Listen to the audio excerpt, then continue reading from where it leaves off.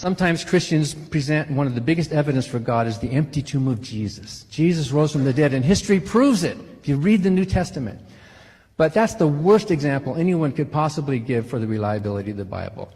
The 4 or 5 resurrection accounts that are given in the New Testament are hopelessly contradictory. Even conservative scholars agree that they cannot be reconciled. The Bible is not a source of truth. It was written by a bunch of perhaps well-meaning but ignorant ancient people who had religious ideas about spooks and ghosts and all that. And they thought actually dead people could come back to life, when in fact the New Testament doesn't say that. The New Testament doesn't say Jesus bodily rose from the dead.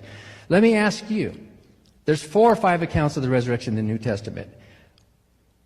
The New Testament gives contradictory answers to all of these questions. What time did the women visit the tomb? Was the sun shining or was it dark?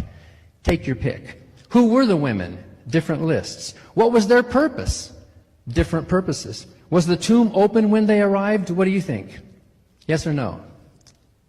Both. In Matthew, the tomb was closed, and it opened after the angel came in the earthquake. Where were these? Who was at the tomb?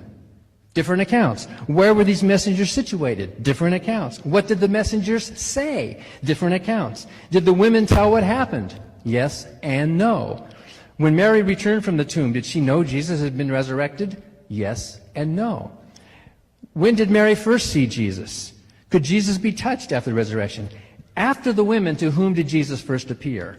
Different stories. Where did Jesus first appear to the disciples after the resurrection? Different stories. Matthew said it first happened in Galilee, which was 60 to 100 miles away. But John and the others say, no, it happened somewhere in the road to Emmaus or in Jerusalem. Did the disciples believe these men? What happened at the appearance? Did Jesus stay on earth for a while? You go through these things, they cannot be reconciled. No scholar, no Bible scholar has been able to write a coherent narrative to explain just basically what happened. The Bible is a contradictory mishmash. It has some truth in it. It would be surprising if it didn't. But it contradicts history. You saw the report out of Tel Aviv last month about camels. It has now been pinpointed just about to the decade in the 9th century BC when domesticated camels were introduced into the Middle East. We know that now.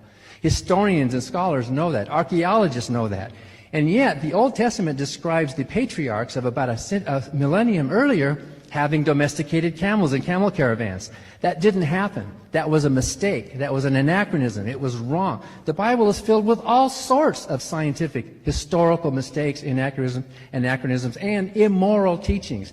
It is not a good basis for truth. Any one of us could do better in this world than the writings or the thoughts of Jesus, who said a couple of good things. It would be surprising if Jesus borrowed from Hillel. He borrowed from Confucius. Confucius had said the golden rule in a better way. So I think Jerry's big problem here is that his whole thesis is based upon something revealed to him in a book which is shifting and sinking sand, a book which is not a place to build your house.